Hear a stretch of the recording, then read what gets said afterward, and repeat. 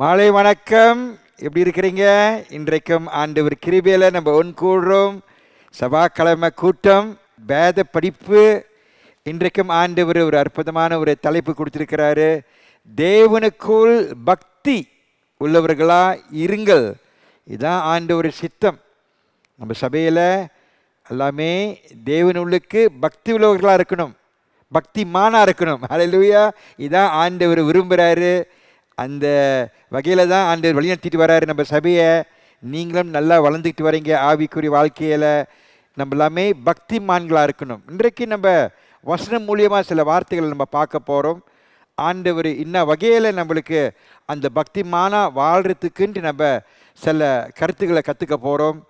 மனம் பூர்ணமாக நீங்கள் ஏற்றுக்கணும், நல்லா செவி கொடுத்து நல்லா கேட்கணும். உங்கள் கவனமும் முக்கியம். இந்த நேரத்தில் அங்கிட்டு இங்கிட்டு நீங்கள் உங்கள் மற்ற காரியத்தை செய்கிறதுக்கோ இங்கிட்டு அங்கிட்டு அப்படின்னா உங்கள் கவனத்தை செலுத்த முடியாது. இந்த நேரம் சபையில் எப்படி உட்காந்து வார்த்தையை கேட்பீங்களோ அதே போல் நீங்கள் வீட்லேயும் அந்த மாதிரியான ஒரு பக்குவத்தில் உட்காந்து கேட்கும் போது ஆண்டவர் கண்டிப்பாக இந்த நேரத்தில் உங்கள் இதயத்தில் பேசுகிறதுக்கு விரும்புகிறாரு. ஹல்லேலூயா. 1 ராஜாக்கள் 6வது அதிகாரம் 61வது வசனம், அதை நம்ம கேட்போம்.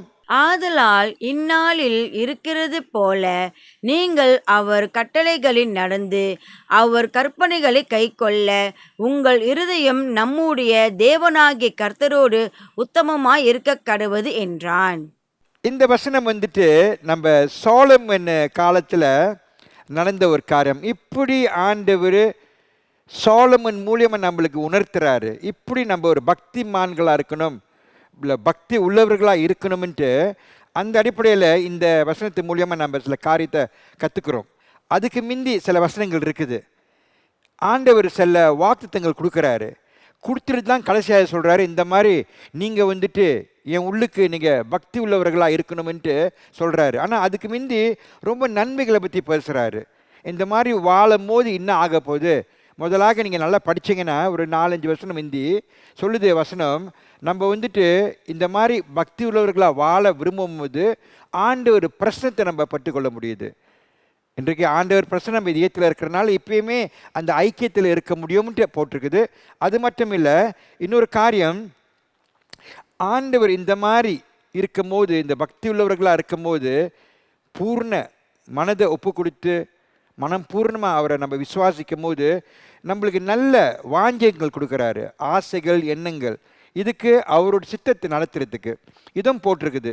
சோலமன் இதெல்லாமே சொல்லிட்டு தான் அவர் இந்த வசனத்தை சொல்லுவார், நீங்கள் எல்லாமே பக்தி உள்ளவர்களாக இருக்கணும் தேவன் உள்ளுக்குன்ட்டு. அது மட்டும் இல்லை, நம்மளுக்கு தேவைகள் இருக்கும். நம்ம எப்பயுமே உதவி தேவைப்படுது நம்ம வாழ்க்கையில். ஒரு கிறிஸ்தவ வாழ்க்கையில் வாழ்ந்தாலும் இந்த உலகத்தில் ஒரு உளுந்த உலகம், நான் பல வாட்டி சொல்லியிருக்கிறேன், தேவைகள் இப்பயுமே நம்மளுக்கு வாழ்க்கையில் இருக்கும். இந்த தேவைகளும் சந்திக்கக்கூடியவராக இருக்கிறாரு. இந்த மாதிரியான ஒரு பக்தி உள்ளவர்கள் வாழ்க்கையில் ஆண்டவர் சந்திக்க உள்ளவராக இருக்கிறாரு, நல்லா உதவி செய்கிறாரு. அது மட்டும் இல்லை, நம்மளுக்கு ஆண்டவர் இவ்வளோ கட்டுப்பாடுகள் கொடுத்துருக்கிறாரு. நியாயப்பிரமாணத்தில் இவ்வளோ நம்ம பார்த்தோம்னா ரொம்ப கட்டளைகள் கொடுத்துருக்கிறாரு. இதெல்லாமே நம்ம கீழ்பட்டு வாழணும்னா இந்த மாதிரியான ஒரு பக்தி உள்ளவர்களாக வாழும் போது இது நம்மளுக்கு நல்லா கீழ்படுறதுக்கு பலத்தை கொடுக்குது. ஏன்னா ஆண்டவர்களுக்கு நம்ம உறவு பலமாக இருக்கிறனால நம்மளுக்கு அந்த பலம் இருக்குது செய்கிறதுக்கு, கீழ்படுறதுக்கு, வார்த்தைக்கு மூலியமாக கீழ்படுறதுக்கும். அது மட்டும் இல்லை, நம்ம மூலியமாக வசனம் போட்டிருக்குது, நம்ம அவரோட ராஜ்யத்தையும் பெருக்கிறதுக்கும் ஏற்படுது. ஒரு பக்தி உள்ளவர்கள் தான் இந்த மாதிரியான ஒரு நீதியான காரியத்தை நடத்த முடியும். நம்ம வாழ்க்கையில் எல்லாமே நம்ம விரும்புகிறோம், இந்த சுவிசேஷத்தை எடுத்து 4 பேருக்கு போதிக்கணும், இந்த ராஜ்யம் இன்னும் நல்லா பெருகணும்னு நம்ம விரும்புகிறோம். அது நல்ல ஒரு ஆண்டவர் கொடுத்த ஒரு ஆசைகள், எண்ணங்கள். ஆனாலும் அது இப்படி நம்ம நடத்துறது ஒரு பக்தி உள்ளவர்களாக இருக்கும் போது தான் அது ஏற்படுது. இது 2 நாளாகமம் 16வது அதிகாரம் 9வது வசனத்தை நம்ம கேட்போம். தம்மை பற்றி உத்தம இருதயத்தோடு கொண்டிருக்கிறவர்களுக்கு தம்முடைய வல்லமையை விளங்கும் பண்ணும்படி கர்த்தருடைய கண்கள் பூமியெங்கும் உலாவிக் கொண்டிருக்கிறது. இந்த விஷயத்தில் மதி இல்லாதவராயிருந்தீர், ஆகையால் இதன் முதற்கொண்டு உமக்கு யுத்தங்கள் நேரிடும் என்றான். இதில் போட்டிருக்குது, தேவனோட கண்கள் இப்பயுமே அங்கே இங்கேயும் அலமோதிக்கிட்டு தேடுதான். இந்த பூமி மேலே தேடிக்கிட்டே இருக்குது. ஏன்னா அவர் வந்துட்டு அந்த மாதிரி பக்தி உள்ளவர்களாக வாழ்கிறவங்களுக்கு பலத்தை கொடுத்து வல்லமையை கொடுத்து இப்பயுமே அவங்கள தாங்கிறதுக்கு அவர் தேடிட்டு இருக்கிறாராம். அந்த மாதிரி இதயத்தை அவர் தேடுறாரு. ஏன்னா அவரே அவங்களுக்கு பலத்தை கொடுத்து நல்ல முறையாக வாழ்கிறதுக்கு வழிநடத்துறதுக்கு. ஏன்னா அவங்க வந்துட்டு பக்தி உள்ளவர்களாக இருக்கிறனால அது அவரை பிரியப்படுத்துது. அவர் ஆண்டவர் தேடுறாரு. இந்த மாதிரி உள்ளவர்கள் அவங்களுடைய பிள்ளைகள் இந்த உலகத்தில் வாழ்ந்துட்டு இருக்கிறாங்க. இத்தனை பேர் அந்த மாதிரி வாழ்கிறாங்க. இந்த கதையில் நம்ம வந்துட்டு இந்த 2 நாளாகும் இந்த கதை என்னதுன்னா, நம்ம ஆசாண்டு ஒரு ராஜா, அவர்கிட்ட வந்து அராம்ன்ட்டு ஒரு ராஜாவன் சொல்கிறான், இந்த மாதிரி நீ நடந்துக்கிட்ட முறை சரியில்லை, நீ வந்துட்டு உன்னுடைய தேசத்தில் இந்த மாதிரி பிரச்சனைகள் ஏற்பட்டு இருக்குது, நீ ஆண்டவரை தேடாமல் நீ சொந்த உன் பலத்தால் இதை செய்கிறதுக்கு நீ சில முயற்சிகள் எடுத்துகிட்டு இருக்கிற, இது அவரை வந்துட்டு மனசு ரொம்ப வேதனை கொடுத்து அவரை ரொம்ப விரும்பலை. நம்ம தேவன்ட்டு ஒரு எச்சரிக்கை கொடுக்குறாரு, இந்த மாதிரி முறை சரியில்லைன்றாரு. இந்த பாருங்க, நம்ம வந்துட்டு நம்ம முயற்சியில் ஒரு காரியத்தை செய்கிறது அது தவறு இல்லை. என்ன ஏற்படுதுன்னா, நம்ம அது மாதிரி செய்யும் போது நம்ம நம்பிக்கை அது மேலே இருக்கக்கூடாது. நம்ம நம்பிக்கை எப்பயுமே நம்மளுடைய விசுவாசம் நம்ம தேவன் மேலே தான் இருக்கணும். அந்த மாதிரி செய்கிறது தவறில்லை. ஒரு ஆஸ்பத்திரிக்கு போகிறதோ இல்லை ஒரு காரியத்தில் ஈடுபடுறதோ இது தவறு இல்லை. நம்மளுக்கு ஆண்டவர் ஞானத்தை கொடுத்துருக்கிறாரு. சில நேரத்தில் நம்ம செய்கிறது சரிதான். ஆனால் என்ன ஆகுதுன்னா, இந்த ஆசாராஜா என்ன ஆயிட்டானா, இவன் இதை செய்யும் போது சொந்தத்தில் அவனே திட்டத்தை போட்டுக்கிட்டு அந்த போரில் அவனே தேய்க்கிறதுக்கு சில வழிகளை அவனே செய்கிறதுக்கு விரும்புகிறான். என்ன ஏற்படுது, இந்த மாதிரி செஞ்சுக்கிட்டே இருக்கும்போது ஆண்டவர் மேலே ஒரு நம்பிக்கை அந்த விசுவாசத்தை இழந்துடுறான். அது தவறு, அது ஒரு பாவம்னு ஆண்டவர் சொல்கிறாரு. ஏன்னா வந்துட்டு நம்பிக்கை அவிவிசுவாசம் ஏற்படும் போது அவன் நம்பிக்கை வந்து ஆண்டவர் மேலே செலுத்தலை. சில நேரத்தில் வந்துட்டு நம்ம ஒரு பிரச்சனைகள் ஒரு தேவைகள் ஏற்படும் போது வாழ்க்கையில் நம்மளுக்கு எப்பயுமே ஏற்படும். அதை சரியான முறையில் நம்மளுக்கு ஒரு விடுதலை கொடுக்கறதுக்கோ அந்த பிரச்சனை தீர்க்கிறது நம்ம தேவன் தான். அதுக்கு நம்ம வந்துட்டு ஒன்றும் செய்யக்கூடாதுன்னு நான் சொல்ல வரல, நம்ம செய்ய வேண்டியதை செய்யணும். ஆனால் நம்ம கண்கள் நம்பிக்கை அவர் மேலே இருக்கணும். அதனால ஆண்டவர் அந்த ஆத்திரத்தில் சொல்கிறாரு, அந்த காலத்தில் பழைய ஏற்பாடில் நம்ம இதெல்லாம் பார்க்குறோம். ஆண்டவர் சொல்கிறாரு, நீ இப்படி நடந்துக்கிட்டியா, இதுக்கு மேலே நீ செஞ்சது ஒரு மனத்தனம்ன்றாரு, இந்த போரை நீனே போட்டுக்கன்றாரு. அப்படி தான் சொல்கிறேன். நீ படித்து பாருங்க போயிட்டு, இந்த போரை நீங்களே போட்டுக்கங்க, நீ தானே செஞ்ச, நீனே போட்டுக்க அப்படின்னு அவர் ஒதுங்கி நிற்கிறாரு. இது பழைய ஏற்பாடில். இன்றைக்கு அவர் ஒதுங்கி நிற்க மாட்டார், கூட தான் இருப்பார், நம்மக்கிட்ட விட்டு போக மாட்டார். ஆனாலும் நம்மளுக்கு இந்த மாதிரி எண்ணங்கள் சொந்தத்தில் நம்மளே செஞ்சுக்குவோம், நம்ம ஏன் ஆண்டவரை தொந்தரவு பண்ணோம், நம்மளால் செஞ்சிடலாம் அப்படின்னு நம்ம ஒரு நல்ல எண்ணத்தில் செய்கிறோம். அது ஆண்டவர் விரும்பலை. அவர் என்ன சொல்கிறாரு, என்ன ஒரு காரியம் இருந்தாலும் ஒரு பக்தி உள்ளவர்களாக இருக்கும்போது எல்லாமே அவர் தான் நம்மளுக்கு உதவி எல்லாமே. அப்படி இருக்கும்போது நம்ம நம்பிக்கை விசுவாசம் அவர் மேலே இருக்கும்போது நம்ம வாழ்க்கையில் இவ்வளோ உபத்திரங்கள் இருக்கும், பல மாதிரியான தேவைகள் இருக்கும், இதெல்லாமே அவர் சமாளிப்பார் நம்மளுக்கு. அவர் தேவன், உலகத்தை படைச்சவர். சூழ்நிலை மேலே இருக்கிறனால நம்மளால் செய்ய முடியாததை அவரால் செய்ய முடியும்.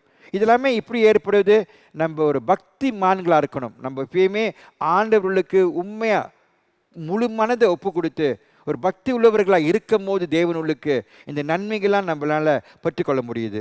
அப்போஸ்தலர் புஸ்தகம் 2வது அதிகாரம் 42வது வசனத்தில் போட்டிருக்குது, அவர்கள் அப்போஸ்தலருடைய உபதேசத்திலும் அந்நியோன்யத்திலும் அப்பம் பிட்குதலிலும் ஜெபம் பண்ணுதலிலும் உறுதியாய் தரித்திருந்தார்கள். அந்த ஆதி சபை இது வந்துட்டு ஒரு 3000 பேர்னு போட்டிருக்குது. இதெல்லாமே பேதுரு போதிச்சு ரட்சிக்கப்பட்டவர்கள். அந்த பெந்திகோஸ்தல் நாள் தானோன்னே இவங்களாமே ஒரு சபையாக ஒத்துமையாக ஒரு கூட்டமாக அவங்க அந்த சபையில் இருக்கிறாங்க. ஆவிக்குறி ரட்சிக்கப்பட்டவர்கள் இவங்களாமே ஒரு சபை. என்ன ஆகுதுன்னா, அந்த இடத்துல வந்துட்டு ஒரு கூட்டமாக இருந்து 4 காரியத்தை செய்கிறாங்க. பாருங்க, நம்ம ஒரு பக்தி உள்ளவர்களாக இருந்தோம்னா இந்த 4 காரியங்கள் ஈடுபடுறது நம்மளுக்கு ரொம்ப முக்கியம். நம்ம வளர்ச்சி எப்பயுமே ஆண்டவர்களுக்கு பலமாக வச்சுக்கிறதுக்கு நீங்கள் பார்த்தீங்கன்னா, முதலாக அவங்க வந்துட்டு அப்போஸ்தலர் வார்த்தையை கேட்குறதுக்கு ஒரு கூட்டமாக உட்காந்து கேட்குறாங்க. தனிமையில் இல்லை, எல்லாமே கூட்டமாக ஒரு குரூப் உட்காந்து கேட்குறாங்க. அது மட்டும் இல்லை, அவங்க எப்பயுமே ஒரு கூட்டமாக இருந்து ஜெபம் பண்ணுறாங்க. ஆண்டவர் நாமத்தை சொல்லி அவங்க ஒரு தேவைகளை சந்திக்கிறதுக்கு கேட்டு மண்டாடி வேண்டுதலை செஞ்சுக்கிறாங்க, அதுவும் செய்கிறாங்க. அது மட்டும் இல்லை, அவங்க எல்லாமே ஒரு கூட்டமாக ஐக்கியத்திலையும் இருக்கிறாங்க. ஐக்கியம் மட்டும் இல்லை, அப்பத்தையும் உடைக்கிறாங்க. இந்த 4 காரியத்தை செய்கிறாங்க. அப்பத்தை உடைக்கிறதுனா அந்த திருவிருந்து ராவு பூஜையில் கலந்துக்கிறாங்க. இதெல்லாமே ஒரு கூட்டமாக இருந்து ஒத்துமையில் ஒரு சபையாக செய்கிறாங்க. இது என்ன செய்யுது? நம்மளுக்கு ஒரு பக்தி உள்ளவர்களாக இருக்கும்போது நம்ம கூட்டமாக செய்கிறது ஆண்டவர் விரும்புகிறாரு. நம்ம ஒரு சபை. அதனால தான் நான் எப்பயுமே நான் பல வாட்டி உங்களே சொல்லிகிட்டே இருப்பேன், இந்த ஞாயிற்றுக்கிழமை நம்மளுக்கு 5:30 மணிக்கு நம்மளோட ஆராதனை. நம்ம எல்லாமே ஒரு கூட்டமாக நம்ம வந்துட்டு இப்போ ஒரு சபையில் நம்ம கலந்துக்காத முடியாட்டினாலும் சரிதத்தில் நம்ம ஒரு நிகழ்நிலையை மூலியமாக நம்மளுக்கு ஆவியில் நம்ம கலந்துக்க முடியுது. அதுதான் ஒரு ஆவிக்குறி சபை. அதை நம்ம இழந்துடக்கூடாது. அந்த நேரத்தில் மற்ற அப்பாயின்மெண்ட்டு, அங்கே போகணும், இதை செய்யணும், இதை பண்ணணும், இந்த மாதிரி நம்ம செஞ்சோம்னா அது ஒரு பக்தி உள்ளவர்களுடைய இதயத்திலேருந்து வெளியாகாத ஒரு காரியம் அது. ஏன்னா உண்மையாக நம்ம ஆண்டவர்களுக்கு பக்தி உள்ளவர்கள் இருந்தோம்னா இந்த கூட்டமாக தான் அவங்க செஞ்சுருக்கிறாங்க ஆதி சபையில். அதே போல் நம்ம முயற்சி எடுக்கணும். நம்ம அந்த நேரத்துக்கு ஒதுக்கி சபை நேரம் எல்லாம் நம்ம அண்ணன் தம்பிகள் எல்லாமே தங்கச்சிகள் எல்லாமே ஒரு நேரத்தில் ஒன்றா கலந்து நம்ம இங்கே இருந்தாலும் நம்ம அந்த செய்தியை ஒன்றா கூட்டமாக கேட்குறோம்ட்டு அதுவும் நம்ம செய்கிறது முக்கியம். ஒரு பக்தி உள்ளவர்களாக ஒரு கூட்டமாக சேர்றது அதில் ஒரு அபிஷேகம் இருக்குது. அதுக்கு நம்ம கீழ்ப்படும் போது அதில் இவ்வளோ நன்மைகள் ஏற்படும். ஆண்டவர் ஆசீர்வாதத்தையும் நம்ம பெற்றுக்கொள்கிறதுக்கும் ஒரு வாய்ப்பாகும். ஒரு வாட்டி 2 வாட்டி நம்ம இடம் கொடுத்துட்டோம், அது இப்பயுமே அது ஒரு பழக்கமாயிரும். ஆனால் நான் சொல்கிறவங்களுக்கு முயற்சி எடுத்து அந்த நேரத்துக்கு ஒரு மனதில் நம்ம ஒரு கூட்டமாக நம்ம கலந்துக்கும் போது அதில் இவ்வளோ நன்மைகள் ஏற்படுது. இன்றைக்கு நம்மளுக்கு ஒரு 5 காரியத்தை ஆண்டவர் கொடுத்துருக்கிறாரு. சரியான முறையில் உங்களுக்கு நான் வெளிப்படுத்துறதுக்கு நான் விரும்புகிறேன். நீங்கள் நல்லா காதை விட்டு கேளுங்க, உங்களுக்கு நல்லா இது ஒரு நன்மைகளாக இருக்கும். முதலாக தங்கினா வாசம். நம்ம தாவீதர் வாழ்க்கையை பார்த்தோம்னா ஒரு பக்தி உள்ளவராக வாழ்ந்தவராக இருக்கிறாரு. ஆமாம், அவருக்கு ரொம்ப பலவீனங்கள், ரொம்ப குறைகள் இருந்தது. அவருடைய வரலாற்றை பார்க்கும்போது அவர் ரொம்ப அந்த ஈடுபாடு ஆண்டவர் விரும்பாத காரியத்தில் ஈடுபட்டார். ஆனாலும் இந்த மனுஷன் பாருங்கள், அன்றைக்கு ஆவினர் இப்பயுமே கூட தங்க மாட்டார், வாசம் செய்ய மாட்டார். இப்பயாவது அந்த காரியத்தை செஞ்சு முடிஞ்சோன்னா அவர் போயிடுவார். ஏன்னா அந்த காலத்தில் நான் பலவாடு சொல்லியிருக்கிறேன், அந்த ரத்தம் ஒரு மிருக ரத்தம், அதுக்கு பூர்ண மன்னிப்பு பெற்றுக்கொள்ள முடியாது அந்த ரத்தத்தின் மூலியமாக. அதனால் ஆண்டவர் தங்க மாட்டார், போயிடுவார். அதனால் நம்ம தாவீதருடைய வாழ்க்கையை பார்த்தோம்னா அவர் இப்பயுமே அவர் உள்ளுக்கே வாசம் செய்யணும்னு விரும்புகிறாரு, தங்கி இருக்கணும்னு விரும்புகிறாரு. சொல்லுவார், ஏதாவது ஒரு பாவத்தில் ஈடுபடும் போது ஆண்டவரை அவினவரை விட்டு பேராத, நீ என் கூடயே இருக்கணும்ன்ட்டு அவர் மண்டாடி கேட்பார். நம்ம பார்த்துருக்குறோம், பல சங்கீத புஸ்தகத்தில் நம்ம பார்த்துருக்குறோம். அதே போல் இந்த சங்கீதம் 27:4 இது அவருடைய இதயத்திலிருந்து ஒரு வாஞ்சியத்தை வெளிப்படுத்துகிறாரு. நம்ம வசனத்தை கேட்போம். கர்த்தரிடத்தில் ஒன்றை நான் கேட்டேன், அதையே நாடுவேன். நான் கர்த்தருடைய மகிமையை பார்க்கும்படியாகவும் அவருடைய ஆலயத்தில் ஆராய்ச்சி செய்யும்படியாகவும் நான் என் ஜீவனுள்ள நாளெல்லாம் கர்த்தருடைய ஆலயத்தில் தங்கி இருப்பதையே நாடுவேன். பாருங்க, இதில் சொல்கிறாரு, எனக்கு ஒரு வாஞ்சியம் தான்றாரு. One thing I desire. இப்பயுமே தேவனை தேடணும்ன்றாரு. தேடி என்ன செய்யணும்? அவரோட்டு ஆலயத்தில் அவர் தங்கி இருக்கணும்னு விரும்புகிறாரு. அங்கே அவர் நான் வாசம் செய்யணும்ன்றாரு. காலம் பூரா அவர் வாழ்க்கை பூரா அங்கே தங்கி இருக்கணும்ன்ட்டு அவரோட்டு ஆசைகளை வெளிப்படுத்துகிறார். ஏன்? அங்கே அவர் ஆண்டவருடைய மகிமையை காண முடியும். அங்கே தான் நான் ஆண்டவருக்கு வேண்டியதை நான் கேட்டு கற்றுக்குவேன் அப்படின்ட்டு அந்த ஒரு ஆசைகளை வெளிப்படுத்தி இந்த சங்கீதத்தில் நம்மளுக்கு உணர்த்துறாரு. அப்படி இருக்கும்போது இதில் நம்ம என்ன அறிகிறோம்னா, ஒரு பக்தி உள்ளவர்களாக நம்ம இருந்தோம்னா நம்மளுக்கும் அந்த மாதிரியான ஒரு இதயம் இருக்கணும். இன்றைக்கு நம்ம ஒரு ஆலயத்துக்கு போக அவசியம் இல்லை. அந்த காலத்தில் தேவன் அந்த உடன்படிக்கை அந்த ஆலயத்தில் தான் இருப்பார்.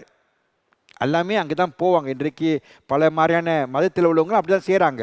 ஒரு இடத்துக்கு போய் தான் அந்த பிரச்சனை அங்கே இருக்கும்ட்டு விரும்பி அங்கே போகிறாங்க ஆண்டவரை வணங்குறதுக்கு. அது ஒரு காலம், பழைய ஏற்பாடு. இன்றைக்கு அப்படி இல்லை. இன்றைக்கு ஆண்டவரே சொல்லிட்டாரு, மனுஷன் கையால் செஞ்ச ஒரு ஆலயத்தில் நான் வாசம் செய்ய மாட்டேன். இன்றைக்கு அவர் நம்ம இதயத்தில் வாசம் செய்கிறாரு. ரட்சிக்கப்பட்டு இன்றைக்கி ஆவியில் இன்றைக்கி பிறந்தவர்கள் அவங்க இதயமே ஒரு ஆலயம். அங்கே தான் அவர் வாசம் செய்கிறாரு. அப்படி இருக்கும்போது இந்த காலத்தில் தாவீதர் போலே நம்மளும் இன்றைக்கு பக்தி உள்ளவர்களாக இருந்தோம்னா நம்ம அதுதான் விரும்பணும். பாருங்க, நம்ம அவர் உள்ளுக்கே வாழ விரும்பணும். மாம்ச வாழ்க்கையும் இருக்குது. மாம்ச வாழ்க்கை வெளியே உள்ள வாழ்க்கை. உலகத்தில் நம்ம இயற்கையில் வாழ்ந்துட்டு இருக்கிறோம்.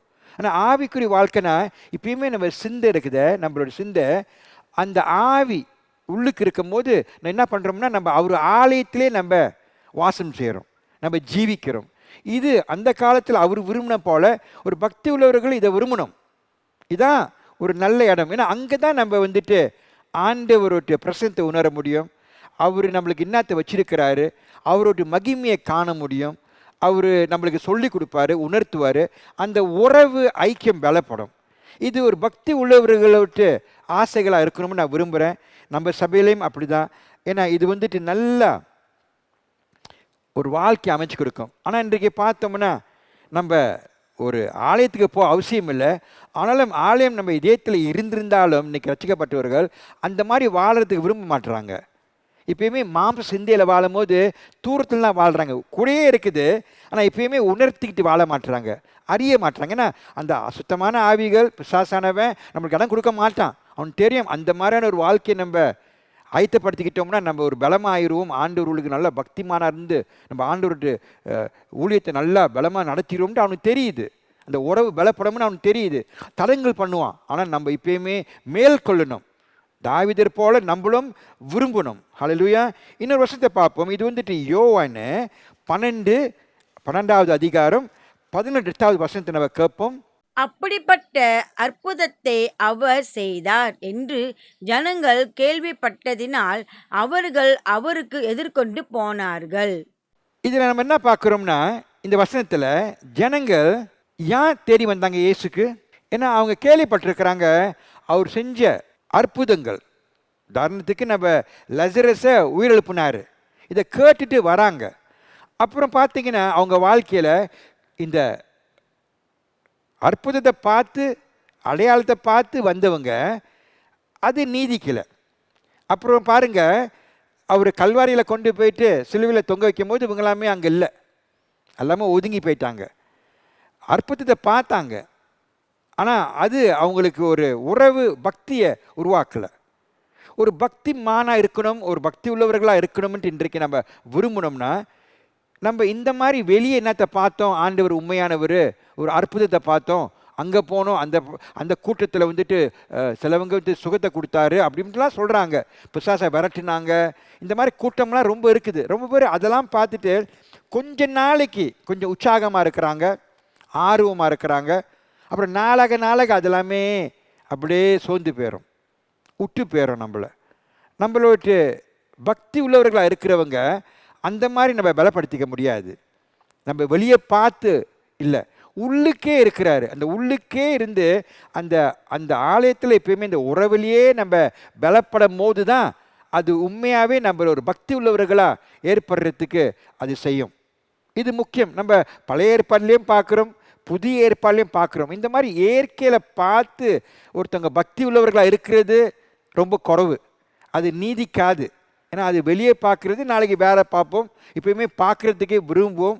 பார்க்காத நேரத்தில் அந்த மாதிரி பக்தி உள்ள இதயம் இருக்காது. அப்படி இருக்கும்போது இன்னொரு இன்றைக்கு உள்ள பாடத்தில் பாயிண்ட் என்ன நீங்கள் கற்றுக்கணும்னா, நம்ம இதயத்தில் அந்த மாதிரி அவர் உள்ளுக்கே தங்கணும், நம்ம அவர் உள்ளுக்கே நம்ம வாசம் செய்யணும்ட்டு நம்ம விரும்பும் போது அது நம்ம ஒரு பக்தி உள்ளவர்களாக ஏற்படுறதுக்கு வழி நடத்தும். ரெண்டாவது, இணங்கி இருக்கிறது, ஒத்து இருக்கிறது. இணங்கின்னு சொல்லலாம், இல்லை ஒத்து இருக்கிறது. இது வந்துட்டு ஆங்கிலத்தில் கம்ப்ளை, டேக் ஈட், கேளு, நல்லா கேளு, ஒத்து கொடு, ஒத்து வர, இணங்கீர் அப்படின்ட்டு ஒரு அர்த்தம். இது நம்ம வந்து மத்தியு 4வது அதிகாரம் 19லேருந்து 20வது வசனத்தை நம்ம பார்ப்போம். என் பின்னே வாருங்கள், உங்களே மனுஷரை பிடிக்கிறவர்களாக்குவேன் என்றார். உடனே அவர்கள் வலைகளை விட்டு அவருக்கு பின் சென்றார்கள். ரொம்ப நன்றி. இதில் என்ன நம்ம பார்க்குறோம்னா, தேவன் வந்துட்டு நம்ம இந்த 2 பேரை கூப்பிடுறாரு அவர் கூடயே பின்படுறதுக்கு. என்ன ஆகுது, அதே நேரத்தில் விட்டுட்டு அவங்க கூடயே வராங்க. அதே நேரத்தில் ரொம்ப அவங்க வந்துட்டு உட்காந்து சிந்திச்சு நினச்சி பார்ப்போம், நாளைக்கு பார்ப்போம், வரதா இல்லையா அப்படின்லாம் ஒன்றும் இல்லை. ஏன்னா அவங்க கேள்விப்பட்டிருக்கிறாங்க இயேசுவை பற்றி. ஏன்னா அவர் வந்து அதுக்கு முந்தையே பேதுரும் எண்ட்ரூவையும் அவர் சந்தித்து பேசியிருக்கிறாரு. அவங்க உணர்றாங்க இந்த மனுஷன் நல்ல மனுஷன், இவர் கூட நம்ம படம் பண்ண முடியும், கண்டிப்பாக நல்ல ஒரு வழிகள் நம்ம திறந்து கொடுப்பாருன்ட்டு அந்த நம்பிக்கையில் இதயத்தில் அந்த மரண உறுதி இருந்தனால அவங்க வந்துட்டு கீழ்ப்படுறாங்க. நம்ம ஒரு பக்தி உள்ளவர்களாக இருந்தோம்னா இன்றைக்கு நம்ம இயேசு கிறிஸ்துவை நல்லா அறிஞ்சிட்டோம். வார்த்தை மூலியமாக நம்ம வாழ்க்கையில் அவர் இவ்வளோ கிரைகள் செஞ்சுருக்கிறாரு. அவர் நல்லவர், உண்மையானவர், நேர்மையானவர், அன்பானவர். இதெல்லாமே நம்ம ஆராதனை மூலியமாக நம்ம இப்பயுமே அறிக்கை செய்கிறோம், ஆராதிக்கிறோம் அவரை. இது ஒரு நாவலை மட்டும் இல்லை, இது இதயத்திலேருந்து உருவாகணும்.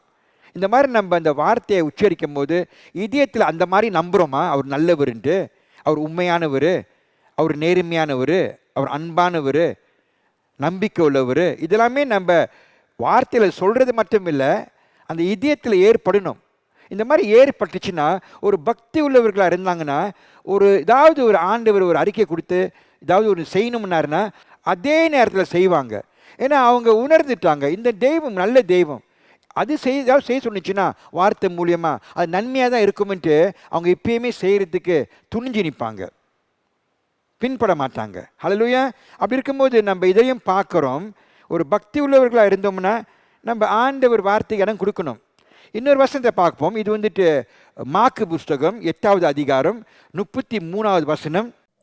அவர் திரும்பி தம்முடைய சீஷரை பார்த்து பேதுருவை நோக்கி, எனக்கு பின்னாக போ சாத்தானே, நீ தேவனுக்கு ஏற்றவைகளை சிந்தியாமல் மனுஷருக்கு ஏற்றவைகளை சிந்திக்கிறாய் என்று சொல்லி அவனை கடிந்து கொண்டார். இது வந்து ஆண்டவர் நம்ம பேதுருவை கொஞ்சம் தண்டிக்கிறாரு. என்ன செய்கிறாருன்னா, பேதுருவை பாருங்க, கொஞ்ச நேரத்தில் அவர் சிந்த ஆண்டவர் மேலே செலுத்தாமல் அவர் பிசாசுக்கு இடம் கொடுக்குறாரு, சாத்தானுக்கு இடம் கொடுக்குறாரு. அதனால் அவர் சொந்த சுயநலவை பார்த்துக்கிட்டு, தேவனே நீ இப்படி போகக்கூடாது, அது இப்படி நீ வந்து சிலுவையில் தொங்கி மரணமாகணும், நீ நம்ம கூடயே இருக்கணும்ன்ட்டு அந்த மாதிரி விரும்புகிறாரு. அது இயற்கைக்கு ஒரு நல்ல எண்ணம் போல தோணுது, ஆனால் அது ஆண்டவருடைய சித்தம் இல்லை. நான் என்ன சொல்ல வரேன்னா, நம்ம பாருங்கள், ஒரு பக்தி உள்ளவர்களாக இருந்தோம்னா நம்ம எப்பயுமே நம்ம ஆசைகள், எண்ணங்கள், சித்தங்கள் ஆண்டவர் மேலே தான் இருக்கணும். அந்த பகுத்தறிது நல்லா நம்ம வாழ்க்கையில் கிரை செய்யும். அது ஆண்டவர் ஒரு ஈவா கொடுக்குறாரு, அது நம்ம பயன்படுத்த முடியுது. இது என்ன செய்யும்னா நம்ம அவர் உள்ளுக்கு இணங்கி ஒத்து அவர் சித்தத்துக்கு ஒத்து இருக்கிறதுக்கு வழி நடத்தும் ஒரு பக்தி உள்ளவர்கள் வாழ்க்கையில். பேதுரு பக்தி உள்ளவர் இல்லைன்னு சொல்ல வரல, ஆனாலும் கொஞ்ச நேரத்தில் அவர் சிந்தைய மாம்சத்தில் இடம் கொடுக்கும் போது அவர் எதிர்த்து சித்தத்துக்கு ஒரு காரியத்தை செய்கிறாரு. அது ஆண்டவர் அந்த நேரத்திலே தண்டிக்கிறாரு, அது சரியில்லைன்றாரு. ஏன்னா அவர் அவரோட சுயநலத்தையும் அவர் எண்ணத்தை பார்த்துக்கிட்டு அவர் உணர்ச்சிக்கு இடம் கொடுக்குறாரு. இது பாருங்க, ஒரு பக்தி உள்ளவர்களுக்கு வாழ்க்கையில் நீங்கள் பார்த்தீங்கன்னா ஒரு பயிற்சியில் நாளாக அவங்களுக்கு தெரியும் இது நல்லது, இது ஆண்டவர் விட்டு, இது ஆண்டவர் சித்தம், இது பிசாசனவன் நம்மளுக்கு சிந்தையை கொடுத்து கெடுக்க பார்க்குறான். இதெல்லாமே உணர்றதுக்கும் அறியறதுக்கு அந்த மாதிரியான ஒரு பலம் ஏற்படும். ஏன்னா பேதுரு அவர் ராஜாவாகணும்னு விரும்புகிறாரு, ஆனால் ஒரு உபத்திரத்தில் கஷ்டப்பட்டு உள்ள ராஜாவை விரும்பலை, சொகுசாக இருக்கணும் ராஜான்னு விரும்புகிறாருன்னா நம்மளாம் தெரியுது. தேவனை வாட்டி உலகத்துக்கு வந்தது நம்மளுக்காண்டி பாடுபட்டு அடிப்பட்டு கேவலப்பட்டு ஒரு கஷ்டம் உள்ள ஒரு ராஜாவை வந்தார். அடுத்த வாட்டி வரும்போது ஒரு பெரிய ஒரு வாரியர் அப்படின்னா வந்துட்டு ஒரு உத்தம் போடுற ஒரு கம்பீரமான ஒரு ராஜாவை வருவார். யாருக்கு? இந்த மாதிரி வந்த ராஜாவை ஏற்றுக்கிட்டு இன்றைக்கி மனம் திரும்பி ரட்சிக்கப்பட்டவர்களுக்கு அவர் வராரு. ஆனால் பேதுரு அந்த நேரத்தில் கொஞ்சம் இடம் கொடுத்துட்டாரு. ஏன்னா ரொம்ப பேர் பாருங்கள், இந்த பக்தி உள்ளவர்களுக்கு தான் ஏதாவது வாழ்க்கையில் ஒரு உபத்திரங்கள் ஏற்படும் போது அவங்களுக்கு ஒரு பெர்சிக்யூஷன் வாங்க போராடும் போது அவங்க நின்று பிடிப்பாங்க. ஏன்னா அவங்க வந்து இப்பயுமே இணங்கி இருக்கிறனால ஒரு ஒரு ஒரு ஒரு ஒரு பக்தி உள்ளவர்கள் இணங்கி ஒத்து இருக்கிறனால நம்மளால் மேற்கொள்ள முடியுது. செலவுனால முடியாது. அவங்க எல்லாமே நல்ல காரியம் இருக்கும் போது சந்தோஷமாக இருப்பாங்க, உறவு நல்லா பலப்படுறதுக்கு விரும்புவாங்க. ஆனால் ஏதாவது ஆகும் போது ஒதுங்கிடுவாங்க, பயந்துருவாங்க. ஏன்னா அந்த இணங்கி இருக்காத ஒரு குறைனால தான் பேதுருக்கும் அந்த மாதிரி ஏற்படுது. ஏன்னா பிசாசனவே தந்திரமாக அந்த நேரத்தில் நம்ம சிந்தையை கெடுப்பான். அது மட்டும் இல்லை, அவருடைய கவனத்தையும் கொஞ்ச நேரம் இழந்துட்டார். ஏன்னா பாருங்கள், ஆண்டவர் எப்பயுமே சில நேரத்தில் நம்ம வாழ்க்கையில் ஒரு தீமை ஏற்பட்டாலும் நம்ம ஆண்டவர்களுக்கு ஒரு பக்தி உள்ளவர்களாக இருக்கும் போது ஆண்டவருக்கு அந்த சக்தி இருக்குது. என்னதுன்னா, அந்த தீமையை கூட மாற்றி நம்ம நன்மையை ஆக்குறதுக்கு நம்ம பல வாழ்க்கையில் பார்த்துருக்குறோம். ஜோசப் வாழ்க்கையில், பல வாழ்க்கையில், இயேசு வாழ்க்கையும் அப்படி தான். ஒரு தீமை காரியம் போல தான் ஏற்பட்டுச்சு நம்ம கண்ணால் பார்க்கும்போது.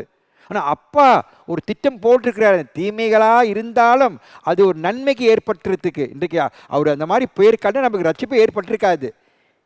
அதே போல் நம்ம வாழ்க்கையிலும் சில நேரத்தில் நம்ம ஒரு பக்தி உள்ளவர்களாக இருக்கும்போது நம்மளுக்கு ஏதாவது ஒரு காரியம் ஏற்படும் போது, நம்ம விரும்பாத காரியம், நம்ம பக்தி உள்ளவர்கள் நம்ம கண்கள் அவர் மேலே இருக்கும்போது அதை கூட ஆண்டவர் மாற்றி நம்மளுக்கு ஒரு நன்மைகளை ஏற்படுறதுக்கு செய்கிறதுக்குனால முடியும் அவர்னால.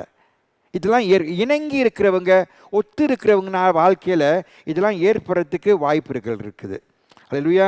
அது மட்டும் இல்லை, இணங்கி இருக்கிறவங்க நம்ம நினைக்கக்கூடாது நான் எப்பயுமே என்னால் சமாளிக்க முடியும்ட்டு. நம்ம எப்பயுமே அவர் உள்ளுக்கு தான் சமாளித்து இன்றைக்கி நிற்க முடியும், இல்லை நம்ம விழுந்துருவோம். அவருடைய பலம் நம்மளுக்கு தேவை.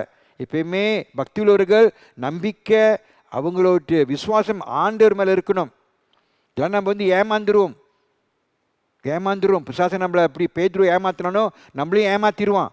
அதான் பக்தி உள்ளவர்களாக இருக்கும் போது தான் நம்ம இப்பயுமே இந்த விசுவாசத்தில் நீதிக்க முடியும், இல்லைன்னா நம்ம இழந்துருவோம்.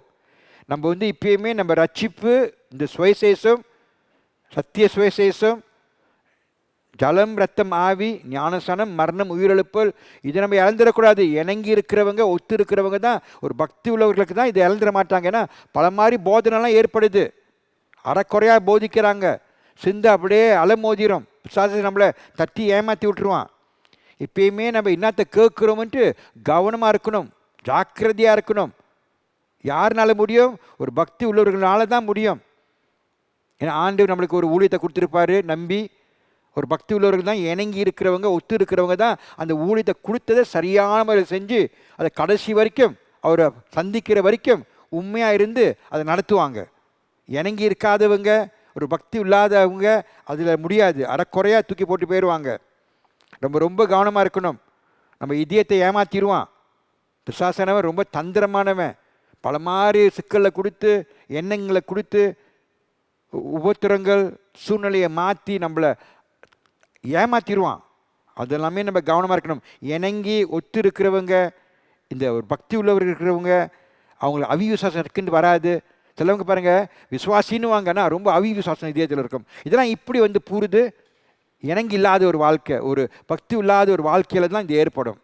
அது மட்டும் இல்லை, நம்ம இவ்வளோ பற்றி கொண்டிருக்கிறோம், நம்ம கடைசி வரைக்கும் அதெல்லாமே பிடிச்சி வச்சுருக்கணும், கையால் இறுக்கி விட்டுறக்கூடாது. நம்ம தோக்கம் முக்கியமில்லை, இப்படி நம்ம முடிக்க போகிறோம், இவ்வளோ காரியத்தில் ஈடுபட்டிருக்கோம், செஞ்சுருக்கிறோம், இதெல்லாமே ஆண்டவர் நன்மைகளுக்கு. நம்மளும் இன்றைக்கி ஆசிரியத்தில் வாழ்ந்துட்டு இருக்கிறோம், கடைசி வரைக்கும் அதை கடைப்பிடிக்கணும். ஹல்லேலூயா. மூணாவது வந்துட்டோம். இந்த மூணாவது இதுவும் ஒரு பக்தி உள்ளவர்கள் வாழ்க்கையில் நம்ம காண முடியும், ஏற்படணும். இது செலுத்து ஆஃபர், கொடுக்கிறது. நம்ம என்னத்தை கொடுக்க போகிறோம் ஆண்டவருக்கு? எபிரேயர் 13வது அதிகாரம் 15வது வசனத்தை நம்ம பார்ப்போம். ஆகையால் அவருடைய நாமத்தை துதிக்கும் உதடுகளின் கனியாகிய சோத்திர பலியை அவர் மூலமா எப்போதும் தேவனுக்கு செலுத்த கடவோம். ஹல்லேலூயா. இதை பாருங்கள், இது ஒரு பழைய ஏற்பாடு உள்ள விஷயத்தை எடுத்து எபிரேயர் புஸ்தகத்தை எழுதினவர் ஆவியானவர் நம்மளுக்கு வெளிப்படுத்துகிறாரு. அந்த காலத்தில் அவங்க நன்றி செலுத்துவாங்க, அவங்க பள்ளிகளை ஒப்பு கொடுப்பாங்க. இது அவங்க வகையில் ஒரு பக்தி உள்ளவர்களோட வாழ்க்கை. இன்றைக்கி நம்ம பார்க்குறோம், சில நேரத்தில் பக்திமான்கள், பக்தி உள்ளவர்கள் மற்ற மதத்தில் அதான் செய்கிறாங்க. ஏதாவது ஒரு தேவை, ஒரு திருவிழா வரும்போது அவங்க எல்லாமே அந்த நேரத்துக்கு இவ்வளோ பலிகளை கொடுக்கறதுக்கு, அவங்க தெய்வத்தை பிரியப்படுத்துறதுக்கு செய்கிறாங்க. அதே போல தான் பழைய ஏற்பாடில் செஞ்சு இருந்தாங்க. இன்றைக்கு நம்ம புதிய ஏற்பாடில் அந்த மாதிரி செய்ய அவசியம் இல்லை, இயற்கையில் செய்கிற மாதிரி இல்லை.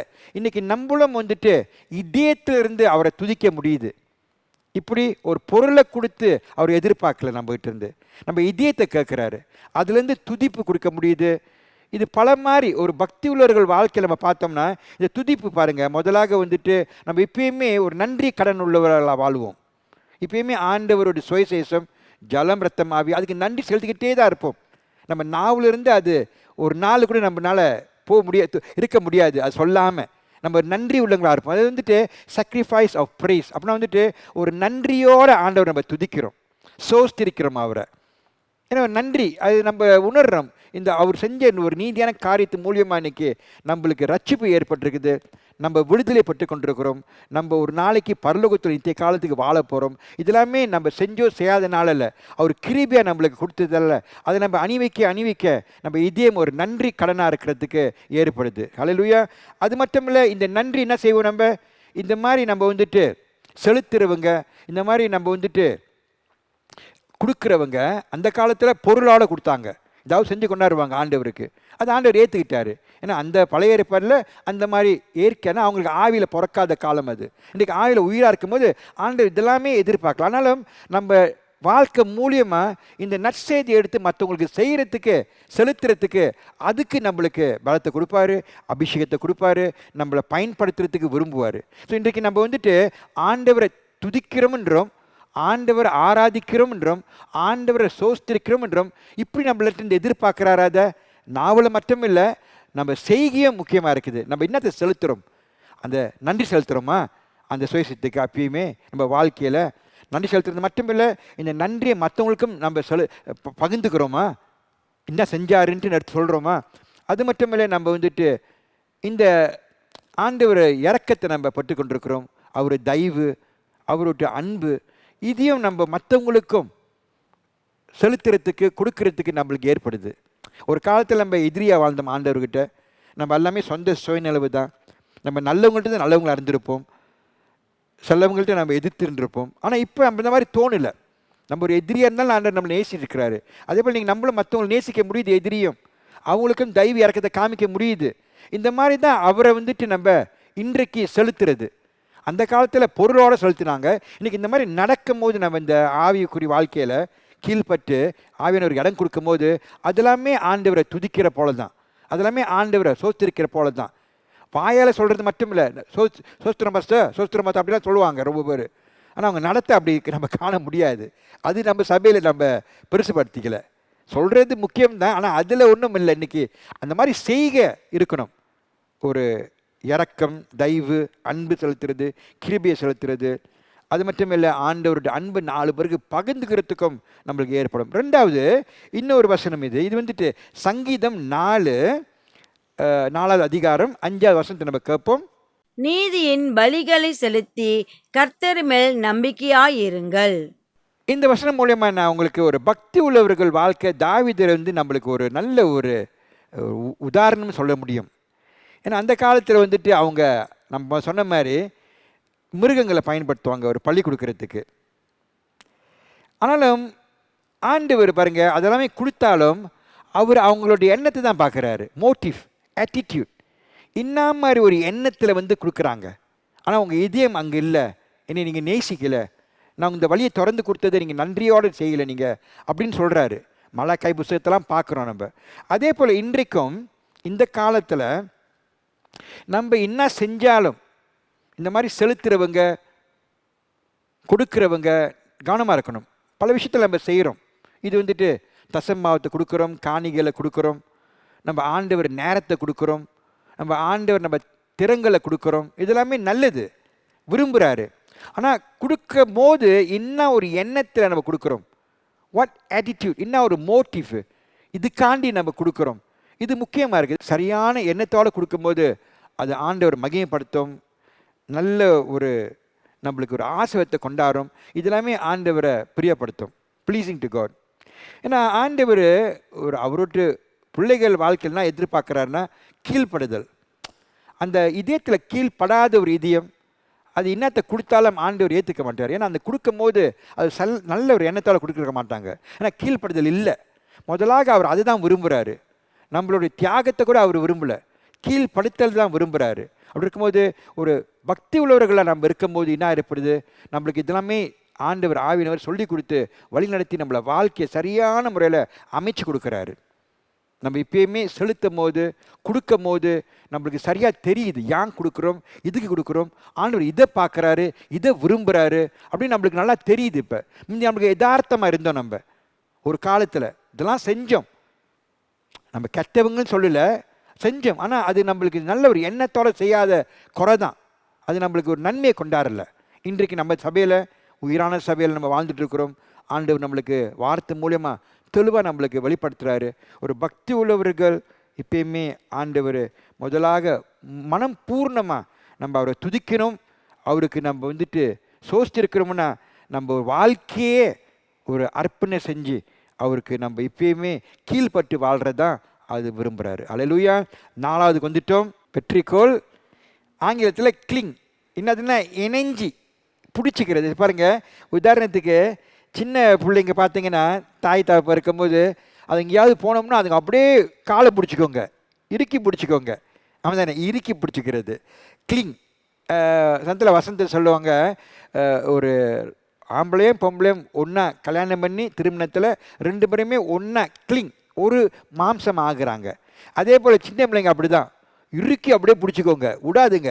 அதாவது கூப்பிட்டா கூட கிட்ட போகாதுங்க. அம்மா தான், அந்த அம்மாவோ அப்பாவோட இறுக்கி பிடிச்சிக்கோங்க. அதே போல் ஒரு பக்தி உள்ளவர்கள வாழ்க்கையில் அதை நம்மளால் பார்க்க முடியுது. இதை நம்ம பார்ப்போம், உங்களுக்கு சொல்லும் போது உங்களுக்கு நல்லா புரியும். முதலாக நம்ம லூக்கா 10:42 வசனத்தை நம்ம பார்ப்போம். தேவையானது ஒன்றே, மரியாள் தன்னை விட்டெடுப்படாத நல்ல பங்கை தெரிந்து கொண்டாள் என்றார். இது வந்துட்டு நம்ம 2 சகோதரிகள், மாரியாமும் நம்ம மாத்தாவும், 2 பேருமே ஆண்டவரை நேசிக்கிறாங்க, மனப்பூர்ணமாக நேசிக்கிறாங்க. ஆனால் இந்த நேரத்தில் இயேசு அவங்க வீட்டுக்கு போகும்போது என்ன பண்ணுறாங்கன்னா 2 பேருமே சேவை செய்கிறாங்க, ஏதாவது செலுத்துகிறாங்க. மாத்தா பின்னால் சமைச்சிக்கிட்டு இருக்குது. நம்ம மேரி வந்துட்டு மாரியா வந்துட்டு முன்னுக்கு உட்காந்து ஆண்டவர்கிட்ட பேசிக்கிட்டு ஐக்கியத்தில் இருக்குது. அதனால் மாத்தா சொல்லுது, அது சிந்தையில் நினைக்குது, 2 பேருமே நேசிக்கிறோம், 2 பேருமே ஏதாவது செலுத்திட்டு இருக்கிறோம். ஆனால் நான் செலுத்துறது தான் முக்கியம், நான் சமைச்சிக்கிட்டு இருக்கிறேன், ஆனால் என் தங்கச்சி பாரு உட்காந்துக்கிட்டு பேசிக்கிட்டு இருக்குது அப்படின்ட்டு அதோட அபிப்பிராயத்தில் இன்னும் அது செய்கிறது தான் சரியாக இருக்கிற போல் அதுக்கு தோணுது. ஆனால் அதுக்கு தெரியல.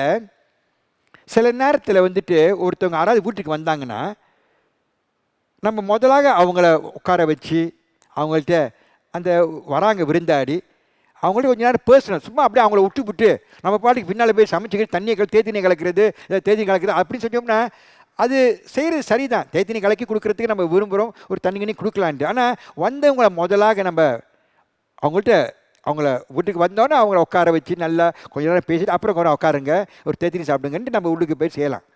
2மே சரிதான். மாத்தா அதுதான் முக்கியம் பண்ணுது. உள்ளுக்கு போய் சாப்பாடு ஆக்கி கொடுத்துடணுமா, இயேசுக்கு ஏதாவது சாப்பாடு உணவு கொடுத்துடணுமென்ட்டு அது அந்த எண்ணத்தில் அதுக்கு அதுதான் முக்கியம்ன்ட்டு இந்த என் தங்கச்சி செய்கிறது அவர் விரும்பலை. சொல்லுது, ஆண்டவரை நீ சொல்லு ஆண்டவரை, அது எப்படி என் தங்கச்சி உட்காந்து அவன்கிட்ட பேசிக்கிட்டு இருக்குது. ஆனால் ஆண்டவர் அப்போ தான் சொன்னார், பத்தியா மாத்தா, அது செய்கிறது சரிதான், அது விரும்பினதை அது பெற்றுக்கொள்ளுது, யாருமே அதுலேருந்து எடுக்க முடியாது. ஏன்னா அதுவும் ஒரு சேவை தான். அப்படி இருக்கும்போது நீங்கள் பாருங்கள், ஒரு பக்தி உள்ளவர்கள் வாழ்க்கையில் நம்ம வந்துட்டு ரொம்ப ஊழியத்தில் ஈடுபடுவோம், அதை செய்வோம் இதை செய்வோம், சபைக்கு வருவோம், இதெல்லாம் செய்கிறது நல்லது தான். ஆனால் நம்ம எப்பயுமே மறந்துடக்கூடாது, ஆண்டவர்கிட்ட உறவு வச்சுக்கிறது அது ஒரு ஊழியம்தான், அதுவும் ஒரு நம்மளுடைய செலுத்துறது தான். அதுவும் வந்துட்டு ஆண்டவர்களுக்கு இணங்கி இருக்கிறதுக்கு ரொம்ப பேர் பாருங்கள். நான் ஒரு காலத்தில் ஆண்டவர் சரியான முறையில் ரட்சிக்க ஏற்படாதனால ரொம்ப செஞ்சேன் நான். ஆனால் அந்த உறவு இல்லை, உறவு வச்சுக்க முடியல. ஏன்னா ரட்சிப்பே சரியாக அமையாதனால ரொம்ப வேலைப்பாடு தான். அது செய்யணும் இது செய்யணும் அப்படின்ட்டு செஞ்சு சோர்ந்து போயிடுவோம். நான் கடுப்பாயிரம் நேரத்தில்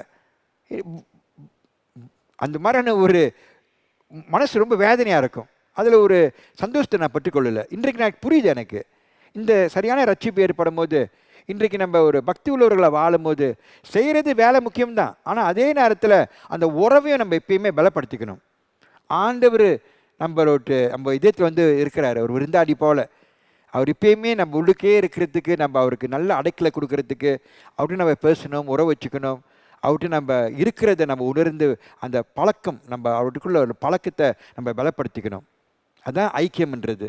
அப்படி இருக்கும்போது ஒரு பக்தி உள்ளவர்களுக்கு இந்த உணர்வு ஏற்படும். நம்ம சந்தில் செஞ்சிகிட்டே இருக்கிறோம், அது நம்மளே சொந்தம் செஞ்சுருக்கிற மாதிரி வந்துடும். ஒரு ஊழியத்தை செஞ்சுட்டே இருக்கிறோம், அது செல்ஃப் சர்வீஸ் ஆகிரும். சர்வீஸ் வந்து செல்ஃப் சர்வீஸ் ஆகிரும். இனிமேல் நம்மளுக்கு செஞ்சுக்கிற மாதிரி ஏற்படும். இல்லை, நம்ம எல்லாம் செஞ்சாலும் அவருக்கு தான் நம்ம செய்கிறோம். அப்படி இருக்கும்போது அவர்கிட்ட உறவு வச்சுக்கிறதும் அது செய்கிற போல தான். அந்த நேரத்தை ஒதுக்கி அவரை வேதத்தை படிக்கிறதோ, ஒரு ஜெபம் பண்ணுறதோ, அவர்கிட்ட பேசுகிறதோ, ராவும் பகலமாக பேசிகிட்டு இருக்கிறது, இதெல்லாமே ஒரு நல்ல ஒரு காரியமாக தான் இருக்குது. ஹல்லேலூயா. இன்னொரு காரியத்தை நம்ம பார்ப்போம். இது வந்துட்டு சங்கீதம் தான் 63வது அதிகாரம் 8வது வசனம். என் ஆத்துமா உம்மை தொடர்ந்து பற்றி கொண்டிருக்கிறது, உமது வலது கரம் என்னை தாங்குகிறது. இதில் பார்த்தீங்கன்னா இந்த சங்கீதத்தில் தாவீது சொல்கிறாரு, அவரோட ஆத்மா இப்பயுமே இணைஞ்சி பற்றிக்கொள் அந்த மாதிரி கூடயே தான் ஒட்டிகிட்டு இருக்குது, கூடயே தான் ஒட்டிகிட்டே இருக்குது. அந்த மாதிரி இருக்கும்போது என்ன ஏற்படுதுன்னா, ஆண்டவர் அவர் வல்லமையானவர், அதிகாரத்தில் உள்ளவர். அவருடைய வலது பக்கம் உள்ள கை இப்பயுமே அவரை பிடிச்சி வச்சுக்கும், தாங்கும் அவரை. இது முக்கியம். நான் ஏன் அப்படி சொல்ல வரேன்னா, ஒரு பக்தி உள்ளவருக்கு வாழ்க்கையில் அந்த மாதிரி நம்ம அவர் கூட இப்பயுமே அந்த இணைஞ்சி இருக்கும்போது என்ன ஏற்படுதுன்னா, நம்மளுக்கு தெரியும் நல்லா நம்மளுக்கு ஒரு பாதுகாப்பு. அவர் சொல்கிறாரு, நான் தான் வந்துட்டு ஒரு ஒரு ஃபோர்ட்ரஸ் ரெஃப்யூஜ் அடக்கிலம்ன்றாரு. அவர் தான் நம்மளுக்கு ஒரு கோட்டை போலன்றாரு. அவர் தான் நம்மளுக்கு ஒரு பெரிய ஒரு மலை போல சொல்லுவாங்க, டவர், பெரிய கட்டிடம், அதில் நம்ம சாஞ்சிக்கலாம், நம்ம வந்துட்டு அவர்கிட்ட உங்களுக்கு சாஞ்சிக்கலாம், இதெல்லாமே நம்ம செய்ய முடியுது. ஏன்னா அவர் எல்லாமே நம்மளுக்கு ஒரு அஸ்திபாரம் போல் அசையாது, ஒரு பாறை. அவர் கூட நம்ம சாஞ்சி இறுக்கி பிடிச்சிக்கலாம். மற்றதெல்லாமே விட்டு போயிடும், உலகத்தில் எல்லாமே ஆடி போயிடும். அந்த விசுவாசம் அவர் உள்ளுக்கு இருக்குன்னு நம்ம எப்பயுமே இணங்கி இருக்கும் போது அது நம்ம கைவிடாது, அது நம்ம பல கொடுக்கும், நம்மளுக்கு ஒரு பாதுகாப்பு கொடுக்கும். நம்ம ரொம்ப ஒரு பிரச்சனையில் இருக்கும்போது நம்மளுக்கு உலகமே நம்ம ஒதுக்கிட்டாலும் உலகமே நம்மளால் ஒன்றும் செய்யாட்டாலும் அவரால் செய்ய முடியும். அந்த நம்பிக்கை ஏற்படும். பாருங்க, ஒரு பக்தி உள்ளவர்களாக இருக்கும் போது இதெல்லாமே ஏற்படும். அந்த இணைஞ்சி அவர் கூடயே நம்ம ஒன்றா இருக்கிறதுக்கு அந்த வாய்ப்பு ஏற்படுது. ஏன்னா இன்றைக்கி 2 ஆவியும் ஒரு ஆவி ஆயிட்டது. நம்மளை அவர் விட்டு போக மாட்டார், பிரிஞ்சு போக மாட்டார், நம்மளை தள்ளி விட மாட்டார். அவர் இப்பயுமே கூட இருக்கிறவராக இருக்கிறனால ஒரு பக்தி உள்ளவர்கள் வாழ்க்கையில் இதெல்லாமே உணர முடியும். இந்த மாதிரி உணர்ந்து வாழ்ந்து இந்த கடைசி காலத்தில் நம்ம பேர் போட முடியும். ஏன்னா பிசாசனவன் ரொம்ப சோதிப்பான், நம்மளை ரொம்ப மாதிரியான உபத்திரத்தை கொடுப்பான். அந்த காலத்தில் நம்ம வாழ்ந்துட்டு இருக்கிறோம். இந்த மாதிரியான ஒரு வாழ்க்கையை நம்ம ஏற்படுத்திக்காமல் இருந்தோம்னா நம்ம கொஞ்சம் ஆடி போயிடுவோம். ஏன்னா நிலைமை அந்த மாதிரிலாம் ஏற்படுறதுக்கு ஆகிட்டு இருக்குது. இப்போ சமயத்தில் இந்த எம்சிஓ காலத்தெல்லாம் இன்றைக்கி இந்த நோயை பயந்துக்கிட்டு இவ்வளோ பேர் வாழ்ந்துட்டு இருக்கிறாங்க. பயப்படக்கூடாதுன்னு சொல்லலை நான், ஆனால் இந்த பயம் சரியான பயமாக இருக்கணும். அது நம்மளுக்கு ஒரு எஜமானம் இருக்கக்கூடாது, நம்ம ஒரு அடிமையாகிடுவோம். அப்புறம் நம்ம நம்பிக்கை ஆண்டவர் உள்ளுக்கு தான், செய்ய வேண்டியது சரியாக செய்யணும். மற்றபடி நம்ம அதை பயந்துக்கிட்டு வாழ்கிறது ஒரு உண்மையான ஒரு வாழ்க்கை இல்லை. பக்தி உள்ளவர்கள் நம்பிக்கை ஆண்டவர், நீ பார்த்துக்க ஆண்டவரை, என் பிள்ளைங்களை பார்த்துக்குவேன் அப்படின்ட்டு அந்த நம்பிக்கைகள் தான் நம்ம வாழ்க்கையை ஓட்ட முடியும். சபைக்கு ஊழியத்தை செய்யணும், வார்த்தையை கேட்கணும், இதெல்லாமே செய்கிறதுக்கு அந்த நம்பிக்கை ஏற்படணும். அப்படி இருக்கும்போது பக்தி உள்ளவர்கள் வாழ்க்கையில் இது ஏற்படும். கடைசியாக வந்துட்டோம் 5வது இன்றைக்குள்ள வேத படிப்புக்கு. 5வது பின்பற்று, ஏற்றுக்கொள். நம்ம ஏற்றுக்கணும், ஏற்றுக்கொள், அடாப்ட். நம்ம வாழ்க்கையில் நீங்கள் பார்த்தீங்கன்னா ஒரு காலத்தில் நம்ம பல விஷயத்தெல்லாம் நம்ம ஏற்றுக்கிட்டோம். உலகத்தில் வாழும்போது நம்ம அம்மா தாய் தகப்பன் சொல்லிக் கொடுக்குறதோ இல்லை நம்ம ஒரு மதத்தில் இருந்திருப்போம், இவ்வளோ காரியத்தை நம்ம ஏற்றுக்கொண்டுட்டோம், அதெல்லாமே நம்ம பின்பற்றோம். ஏன்னா அந்த நேரத்தில் நமக்கு தெரியல, சத்தியத்தை அறியாத காலத்தில் நம்மளுக்கு இதெல்லாமே உண்மையாக இருந்தது, மனசாட்சி இடம் கொடுத்துச்சு, நம்ம இதெல்லாமே செஞ்சோம், விக்கிரத்தை வணங்கணும், நம்மளாம் செஞ்சோம். ஏன்னா தாய் தப்பன் தெரிஞ்சுதான் அவங்கள நம்மளுக்கு ஊற்றி விட்டாங்க, அதை நம்மளும் ஏற்றுக்கிட்டோம். எப்படி அவங்கள ஏற்று நம்ம வாழ்கிறது? இதெல்லாமே ஒரு பழக்கமாகி நம்ம ஒரு கலாச்சாரம் ஆகிட்டது, ஒரு மதத்தில் வாழ்ந்துக்கு இருந்தோம். அந்த மாதிரி வாழும்போது உலகம் இன்னெல்லாம் சொல்லிக் கொடுக்கணும் நம்மளுக்கு, அதெல்லாமே நம்ம ஏற்றுக்கிட்டோம். அது ஒரு காலம், அது பழைய மனுஷன் ஏற்றுக்கிட்டது. சில இதெல்லாம் இன்னமும் நம்ம சிந்தையில் இருக்கும். அதனால நம்ம ரட்சிக்க ஏற்பட்டோன்னே நம்ம ஒரு குழந்தையாக தோங்குறோம். நம்ம சிந்தையை மாற்றி அமைச்சிக்கணும். இதுக்கு மேலே நம்ம ஆண்டவர் சொல்கிறத ஏற்றுக்கணும். அது டக்குன்னு எல்லாமே நம்ம அறிஞ்சிட முடியாது. அதே நேரத்தில் பழசு ஒரே நேரத்தில் எல்லாமே மறந்துட மாட்டோம், கூட தான் இருக்கும். ஆனால் நம்ம ஒரு குழந்தையாக இருக்கும்போது அதுதான் நம்மளை மேற்கொள்ள பார்க்கும். அப்படி இருக்கும்போது நம்ம வளர்ச்சி முக்கியம். இவ்வளோ தூரத்துக்கு நம்ம வளர்கிறோம்னா அவ்வளோ தூரத்துக்கு நம்ம சிந்தையை மாற்றி ஏற்றுக்கணும். ஆண்டவர் என்ன சொல்கிறாரு? இப்போ உண்மையான வாழ்க்கைனா என்ன? ஒரு வாழ்க்கை, ஒரு மனுஷன் வாழ்க்கை என்னது? இங்கேருந்து இங்கே போகிறான், ஏன் இங்கே இருக்கிற மனுஷன் வாழ்கிறான், என்ன ஆக போகுது? ஒரு மரணம் ஏற்பட்டுச்சுன்னா அவன் ஆத்மா இங்கே போயிட்டு இலைப்பாரத்தில் பட்டுக்கொள்ள போகுது. அதெல்லாமே நம்மளுக்கு தெரியுது. இப்போ நம்ம வார்த்தையை ஏற்றுக்கிறோம், நம்ம வந்துட்டு அதை பின்பற்றுறதுக்கு விரும்புகிறோம். அப்படி இருக்கும்போது ஒரு பக்தி உள்ளவர்கள் வாழ்க்கையில் பார்த்தோம்னா அவங்க ஏற்றுக்குவாங்க ஆண்டவர் வார்த்தையை, எதுக்க மாட்டாங்க. ஏன்னா நம்ம இன்னமும் போராடிக்கிட்டு இருக்க முடியாது. ஒன்று நம்ம ஆண்டவரை விசுவாசிக்கணும், இல்லை நம்ம இதெல்லாம் விட்டுட்டு உலகத்தில் போகிற வழிகள் நம்ம பேரணும். ரெண்டுமே ஒரு கால் இங்கே ஒரு கால் வச்சுக்கிட்டோம்னா அது நம்மளுக்கு நன்மை இல்லை, நம்மளுக்கு தான் பிரச்சனை ஏற்படும். ரெண்டுமே நம்ம அணிவிக்க முடியாது பூர்ணமாக. ஆண்டவர் விரும்ப மாட்டார். ஒன்று சொல்கிறாரு, கடினமாக சொல்கிறாரு, ஒன்று என் கூட நீ வரியா, நீனே மறுத்து விட்டுட்டு வான்றாரு, அப்போ தான் நீ சிலுவையை தூக்க முடியுன்றாரு. நானும் பார்த்தேன், ஒரு காலத்தில் நான் ரெண்டுமே தூக்க பார்த்தேன். நான் இதையும் தூக்கிக்குவோம், நல்லவராக இருக்கிறாரு, இதையும் வச்சுக்கோன்ட்டு தான் என்னோட எண்ணங்கள் அப்படி தான் இருந்துச்சு. ஆனால் நான் நாளாக நான் உணர்ந்தேன், ஐயோ அப்பா அது அந்த மாதிரி வாழ்க்கையே ஒரு சூனிய வாழ்க்கை, ரொம்ப கஷ்டம். இதுவும் செய்ய முடியல, இதை செய்யும்போது இது நம்மளுக்கு எப்பயுமே எதுக்கிற மாதிரி இருக்கும், இதில் வாழும் போது இது இழுக்கும். ஐயோ அந்த மாதிரி வாழ்க்கையே வேண்டாம். ஒன்று ஆண்டவர் ஏற்றுக்கணும், அவர் இது இப்படி தான் சொல்கிறாரு. இதெல்லாமே நம்ம நினைக்கிறோம் நம்மளை ரொம்ப கட்டுப்பாடு கொடுக்குறாரு, நம்மளுக்கு நல்ல சுதந்திரத்தை கொடுக்க மாட்டாரு ஆண்டவர், இன்னும் அப்படிலாம் இதுதான் செய்யணும்ன்றாரு. இதெல்லாமே ஒரு பக்தி உள்ள வாழ்க்கையில் நீங்கள் பார்த்தீங்கன்னா இதெல்லாமே நம்ம நன்மையை தான் கொடுக்கும், நம்மளுக்கு ஒரு சரியான வழியை அமைச்சு கொடுக்கும். சங்கீதம் 86வது அதிகாரம் 12வது வசனத்தை நம்ம பார்ப்போம். என் தேவனாகிய ஆண்டவரே, உம்மை என் முழு இருதயத்தோடும் துதித்து உமது நாமத்தை என்றென்றைக்கும் மகிமைப்படுத்துவேன். இதில் போட்டிருக்குது, தாவீது சொல்கிறாரு, நான் உன்னை துதிப்பேன் தேவனே, மனம் மகிழ்ச்சியோடு நான் எப்பயுமே மகிமை கொடுத்து உன் நாமத்தை நான் உயர்த்துவன்ட்டு அவர் ஒரு முடிவு எடுக்கிறாரு, மனம் பூர்ணமாக. பாருங்க, ஒரு பக்திமான்னா அது மனம் பூர்ணமாக செய்கிற ஒரு காரியம். ஒரு பக்திமான், இன்னைக்கு பக்தி உள்ளவர்கள், தேவனுக்கு பக்தி உள்ளவர்களாக இருங்கள் நான் சொல்கிறேன் உங்களுக்கு. இந்த மாதிரி இருக்கணும்னா நம்ம ஒரு முடிவு எடுத்துடணும். ஒன்று ஆண்டவர், இல்லைன்னா நம்ம சொந்த இதை நம்ம ஏற்றுக்கிறோம். அப்போ தான் நீங்கள் பாருங்கள் வார்த்தைகள் கிரசையை தோங்கும்.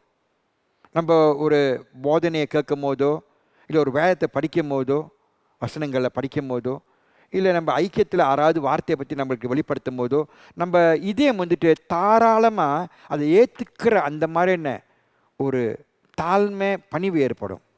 நம்ம இப்பயுமே போராடிக்கு இருந்தோம்னா நம்ம இதயத்தில் ஆவியானவர், நான் சொல்லியிருக்கிறவங்களுக்கு ஒரு புறா போல் அவர் அந்த மாதிரி இடத்துல அசையாட மாட்டார், வாசமும் செய்ய மாட்டார், விட்டுருவார். இந்த வழியில் போறியா போ, அப்புறம் நம்ம போய் அடிபட்டு அப்புறம் நம்ம அழுதுகிட்டு திருப்பி வர நிலமை ஆயிரும்.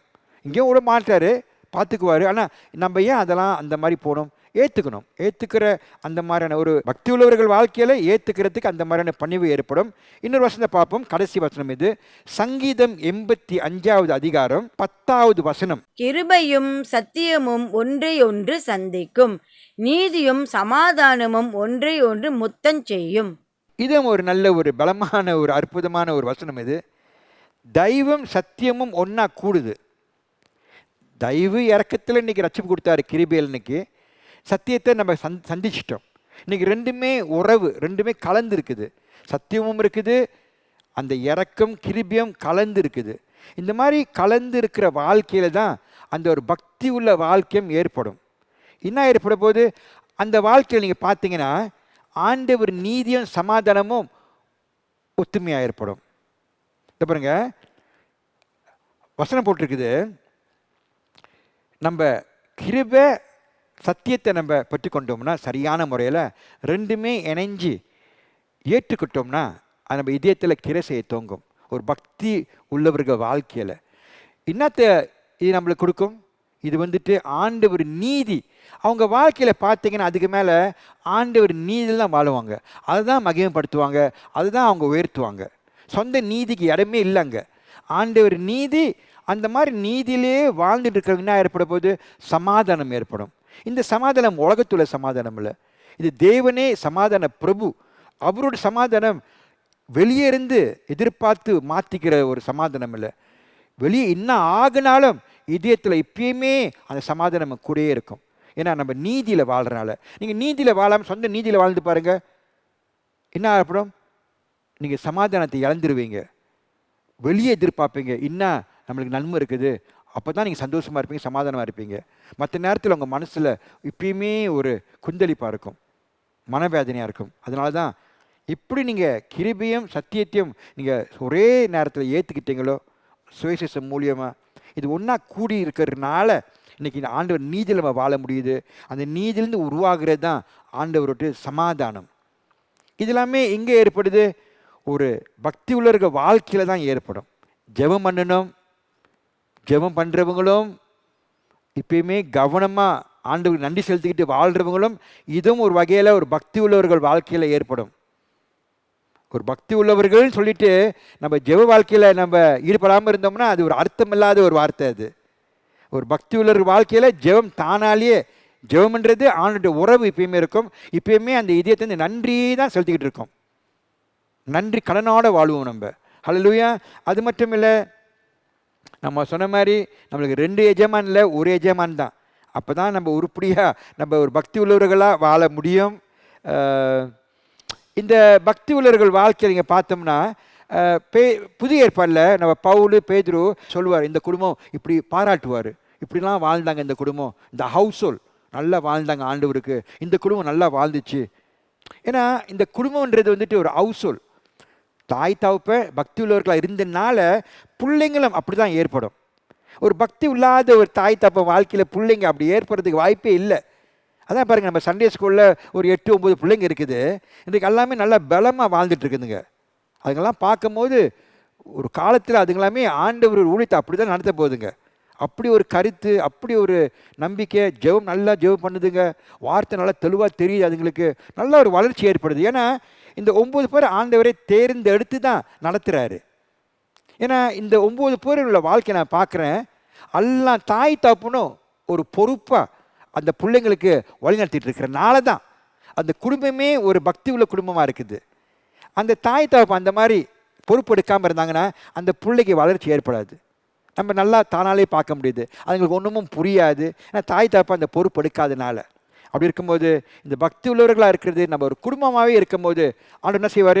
ஜோஷுவா சொன்ன மாதிரி, நானும் என் குடும்பமும் இன்றைக்கு ஒரு முடிவு எடுத்துட்டோம், என் தேவனை தான் நான் நித்திய காலத்துக்கு நம்ம ஊழியத்தை நடத்துவோம்ன்ட்டு அந்த ஒரு முடிவு எடுத்தார். அதே போல் நம்மளும் ஒரு குடும்பமாக அந்த முடிவு எடுக்கும்போது நம்ம தேவன் சொல்கிறாரு, இந்த மாதிரி யார் யார் என்கிட்ட உண்மையாக பக்தி உள்ளவர்களாக இருக்கிறாங்களோ அவங்கள்ட்ட தான் நான் உறவு வச்சுக்கிட்டு, அவங்கள்ட்ட தான் நான் பலப்படுத்திக்கிட்டு, அவங்க உள்ளுக்கு தான் நான் எப்பயுமே ஒரு உண்மையான தேவனை அர்ப்பணிட்டு அவரே கொடுக்குறாரு அந்த வாக்கை பழைய ஏற்பாடில்.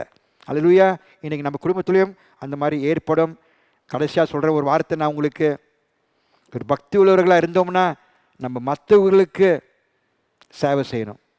நான் ஒரு பக்தி உள்ளவன் அப்படின்னு சொல்லிட்டு மற்றவங்களுக்கு நம்ம சேவை செய்யாமல் இருந்தோம்னா அதுவும் ஒரு அர்த்தம் இல்லாத ஒரு பக்தி. அது